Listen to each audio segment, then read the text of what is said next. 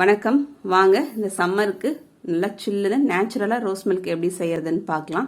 இதை மாதிரி ரோஸ் மில்க்கை நம்ம டெய்லியும் கூட செஞ்சு சாப்பிட்டா நம்ம உடம்புக்கு ரொம்பவே ஆரோக்கியமானது கொடுங்க. இப்போ ஒரு சின்ன சைஸு பீட்ரூட்டை தோல் சீவிட்டு நான் கழுவி எடுத்துட்டு இந்த மாதிரி நம்ம திருவுறதுல கேரட் திருவல்ல திருவிக்கலாம்.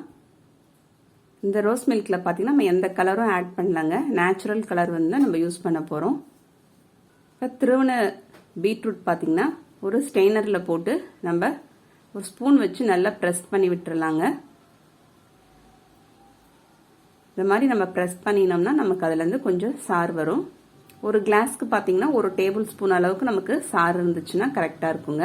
ரோஸ் மில்க் பார்த்தீங்கன்னா நம்ம வீட்டில் பறிச்ச பன்னீர் ரோஸ் யூஸ் பண்ணுறது ரொம்பவே நல்லது. ஏன்னா நம்ம வந்து அதில் நம்ம எந்த கெமிக்கலும் நம்ம பெஸ்டிசைட்லாம் எதுவும் பூச்சி மருந்தெல்லாம் அடிச்சிருக்க மாட்டோம். இதே கடையில் வாங்கினோம்னா அதில் மருந்து அடிச்சிருப்பாங்க. அதெல்லாம் வீட்டில் பூக்கிறத நீங்கள் யூஸ் பண்ணிக்கிங்க. அதுதான் ரொம்ப நல்லது உடம்புக்கு. இப்போ நான் ஒரு கிளாஸுக்கு தகுந்தது தான் காமிக்கிறேன். 2 பூ எடுத்துக்கலாங்க. ஒரு கிளாஸுக்கு ஒரு டேபிள் ஸ்பூன் அளவுக்கு நம்ம பீட்ரூட் சாறு சேர்த்துக்கலாம்.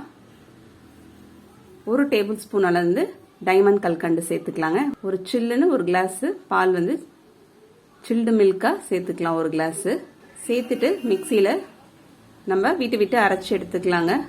நிமிஷத்தில் செஞ்சு முடிச்சிடலாம். இந்த நம்ம வீட்டில் ரோஸும் பால் சில்லுன்னு இருந்துச்சுன்னா நிமிஷத்தில் நம்ம ரோஸ் மில்க் நமக்கு தயாராகிடும். பன்னீர் ரோஸ் பார்த்தீங்கன்னா நம்ம ஸ்கின் பார்த்தீங்கன்னா நல்லா க்ளோவாக இருக்கும். அதே மாதிரி பார்த்தீங்கன்னா இந்த வெயில் காலத்தில் வர நீர் கடுப்பு யூரினரி இன்ஃபெக்ஷனுக்குலாம் ரொம்பவே நல்லது. அதே மாதிரி பெண்களுக்கு கர்ப்பப்பைக்கு ரொம்பவே நல்லதுங்க.